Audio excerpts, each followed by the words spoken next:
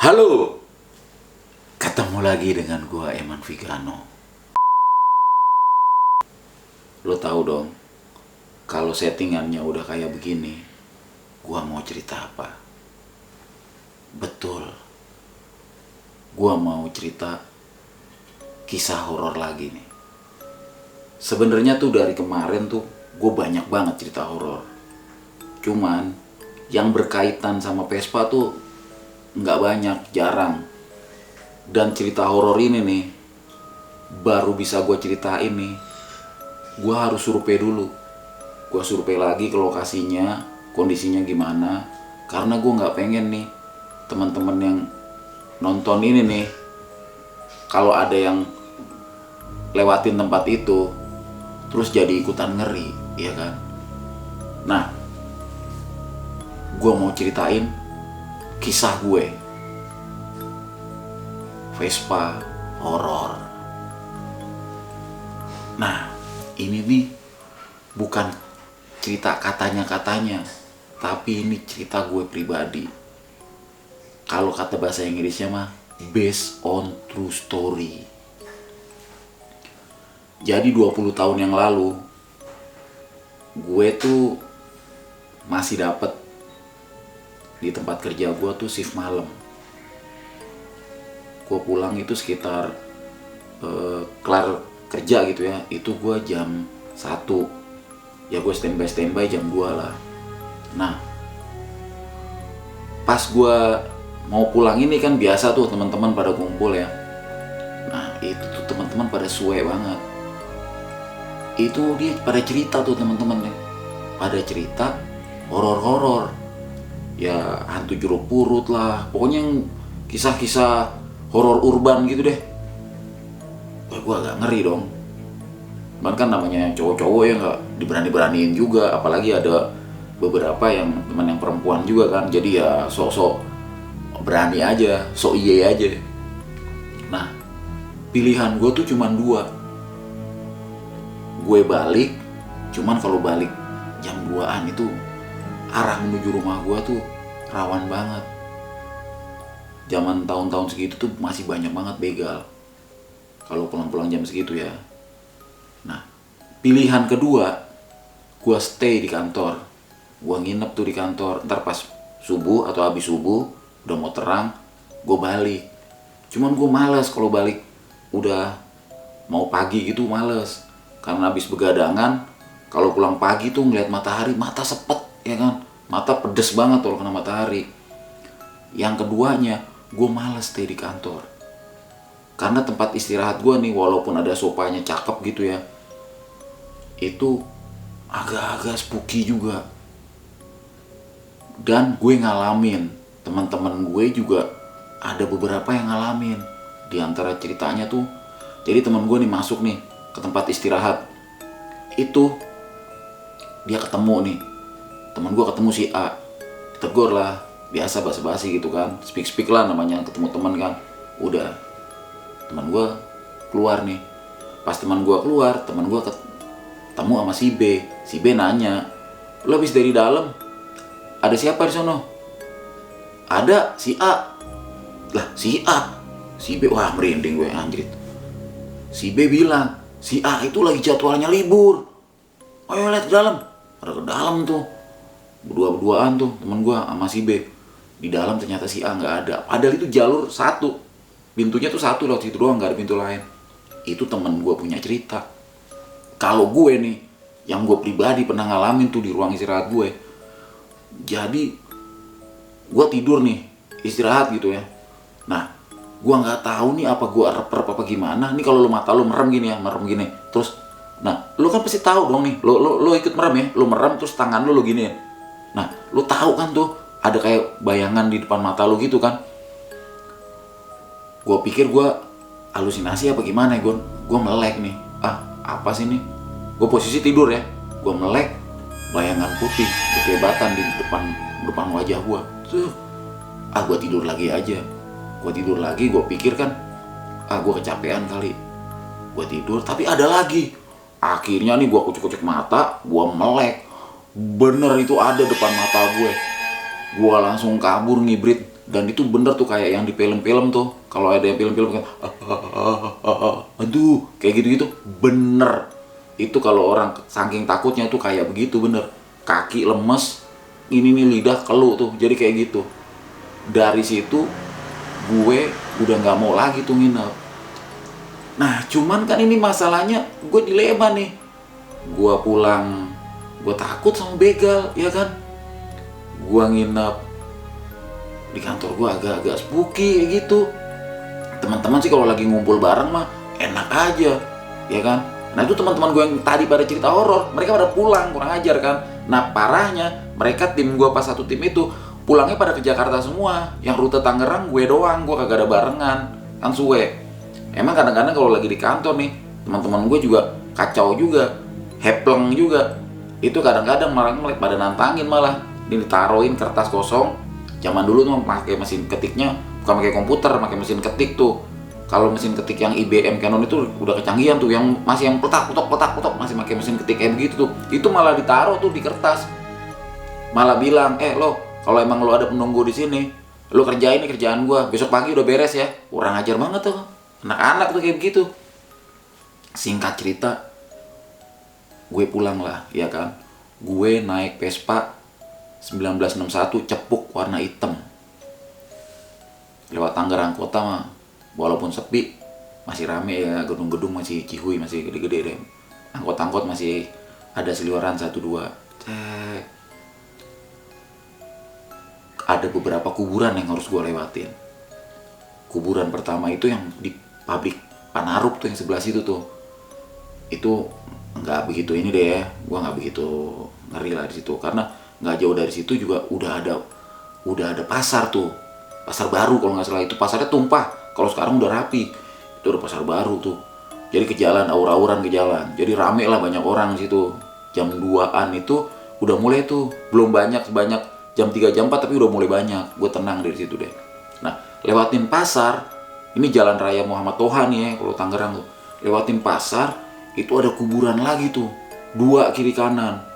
Itu tahun-tahun segitu ya, 20 tahun yang lalu, itu masih banyak tuh pohon kemboja yang tua banget. Cuman sekarang sih udah nggak ada. Sekarang pohon kembojanya udah kagak ada, udah ditebangin, nggak tahu dijual-jualin mahal itu pohon kemboja kayak gitu. Tapi itu kan ngeri juga. Cuman di situ jangan bikin jadi nggak ngeri, karena deket pasar, jadi rame, ya kan, sama tukang-tukang jualan. Lewatin itu masih cihuy lah gua. Sampai ke atas nih, waduh, gue ngarep banget. Gue jalan, gue pelan-pelanin, gue ngarep banget ada motor yang lewat gitu. Nah gue disalip nih sama angkot. Aduh girang bener gue, akhirnya ada angkot jurusan Kalideres ke Kota Bumi tuh, ya kan, yang warnanya putih hijau no, pakai kijang. Gue ngikutin dah tuh di belakang, ya kan. Sampai Sangiang tuh, tanjakan tuh, lewatin Sangiang dikit tuh, namanya daerah Sangiang gitu ya. Itu angkotnya berhenti, suwe bener, ya kan. Gue juga berhenti dong, ya kan. Gue pikir dia ngangkut penumpang gak lama lah, paling berapa menit. Ternyata dia ngetemnya lama bener. Gue bilang, masa ini gue nungguin angkot nih. Akhirnya gue gas tuh, gue gaspol dah tuh. Jalanan waktu itu masih kecil ya, kalau sekarang udah 4 mobil. Sekarang dulu mah masih 2 mobil, jalan masih kecil, jalan juga gak bagus. Gue beset tuh, 61 cepuk gue. Warnanya hitam lagi kan. Jalanannya kan pada waktu itu nggak begitu bagus, gerajak-gerajak gitu kan. Gua sikat, gua geber, gua nggak peduli dah, ya kan. Mana ban 8 juga, kalau ban 8 tuh Vespa berasa banget. Jadi kalau ada lubang dikit tuh berasa banget. Cuman karena gua pengen pulang nih, gua ini gara-gara temen gue nih, gua jadi rasa was-was gitu kan, rasa panik nih. Gua langsung gua ngebut. Nah gua ngelewatin tuh kelurahan apa kecamatan, kelurahan terus SD itu ya. Nah lewat dari situ, dilalah banget gue di depan kuburan, cepuk gue mokat, udah gue deg-degan dong. Gue pinggirin tuh, gue standarin. Waduh, cerita-cerita teman gue yang tadi tuh udah di kepala tuh, udah nyatu banget. Cuman nggak masuk logikanya gue. Wah nih, motor berhenti nih. Gue standarin, baru gue standarin. Tadinya gue niat membetulin, ya kan. Cuman belum gua buka boxnya, baru tandarin, angin berembus, bau kembang, wangi banget. Di kepala gue cuma ada 3. Ini satu, ada yang habis ziarah ya kan, naruh kembang. Kedua, ada kuburan baru ya kan, jadi kan orang pada ini kembang kan di situ. Ketiga, kalau ada wangi-wangian gitu, berarti kan ada sesuatu nih, ada makhluk halus. Gue ngeri banget. Cuman gue sering dapat info nih dari tongkrongan gitu, dari supir-supir gitu ya, yang suka lewatin supir-supir bis malam gitu, supir-supir truk. Katanya kalau ada tempat-tempat yang wingit atau yang angker, taruhin aja rokok, ya kan? Udah aja. Gue ambil rokok gue waktu itu Marlboro yang soft pack, ya kan? Marlboro yang agak mahal tuh zaman dulu tuh, yang bungkusnya nggak kaku, ya kan? Gue isep, gue nyalain dulu, gue nyalain, gue isep, 2 isepan, gue taro. Nggak warasnya gue bilang gini, "Bah, punten bah, motor cucu mogok." Gue taro tuh situ tuh. Habis gue taro, ya kan, di pinggir jalan, itu angin berhembus kenceng. Nah itu rokoknya kayak keisep cuy. Itu motor masih standar, gue langsung kabur, tapi gue nggak langsung kabur itu ya, gue pura-pura ini juga, pura-pura berani juga. "Mbah, punten mbah," sambil motornya gue cekrek sampai gue gituin, gue ini standarnya. Gue pertama sih jalan sambil setengah lari gitu ya. Begitu udah agak gini, itu pas angin berembus juga wangi-wangian masih ada tuh. Gue langsung tuh gue bawa lari, itu Vespa gue bawa lari tuh, sampai lewatin pabrik, ya kan? Lumayan jauh lah, ada berapa ratus meter kali ya, pokoknya jauh juga lah. Sampai gue ngos-ngosan yang pasti. Gue berhenti itu sampai di Nambo Motor, karena depan Nambo Motor tuh ada masjid tuh. Belok kiri udah Kota Bumi, itu ada masjid, tukang-tukang ojek juga banyak di situ.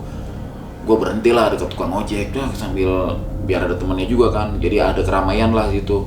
Itu udah banyak inilah ya, yang orang-orang di situ udah banyak. Gue sambil ngos-ngosan, gue standarin motor gue tuh, gila. Sambil gue nahan ngaso, nenangin badan, nenangin pikiran gue ya. Gue buka lah box. Begitu gue buka, sialan banget, kampret. Ternyata, tahu nggak? Itu kan gue nggak pakai cangklong ya, gue pakai kabel doang tuh, kabel dililitin. Karena jalanan jelek, itu kabelnya coplok, suwe bener, pantesan mati. Itu, wah, gue udah lari-lari, gue udah deg-degan. Cuman ya gue beruntung ya, gue pasang lagi, itu Vespa cepuk gue, alhamdulillah hidup sih. Gue sambil jalan sambil mikir, anjrit, gue sampai naruh rokok tuh di situ, punten-punten, ya kan. Dan setelah gue pikir-pikir, kenapa itu rokok gue Marlboro itu ke ininya cepet habis, karena kena angin kan, angin berhembus kenceng, jadi itu cepet habis, jadi kayak keisep gitu. Nah di pikiran gue kan pas Marlboro cepet habis, wah keisep nih, jangan-jangan si Mbah ngisep gitu kan. Udah dari situ gue sambil senyum sendiri, sambil gue ketawa-tawa aja. Udah, cerita ini lama banget gue simpen. Kenapa? Gue nggak mau ceritain, karena gue takut orang yang lewat jadi ngeri, jadi serem gitu ya. Kemarin gue survei dulu nih, sebelum cerita ini gue naik tanya, gue survei dulu. Ternyata kuburannya di situ udah dikasih lampu neon, jadi alhamdulillah terang sih. Jalanan juga udah 4 lajur, jadi udah bisa dilaluin lah. Dan sekarang untuk jalan ke arah Kota Bumi juga banyak aksesnya, bisa lewat banyak jalan tikus lah, jalan tembus lain banyak. Itu aja sih, gue kagak tahu nih ini cerita horor apa cerita kocak nih, tapi itu sih kenyataan yang gue alamin, cerita yang gue anggap menegangkan buat gue. Pas pulang kerja naik Vespa cepuk, mogok di kuburan. Kalau teman-teman punya cerita rada-rada horor atau misteri-misteri, tulis di komen. Barangkali kalian pernah ngalamin juga.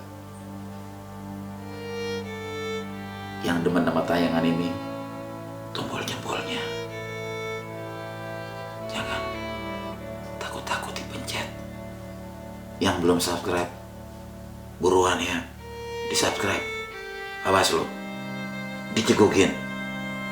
Sampai jumpa dengan kisah horor apa kocak nih. Ya pokoknya sampai ketemu lagi ya, dengan cerita bersetting kayak begini lagi. Sampai jumpa.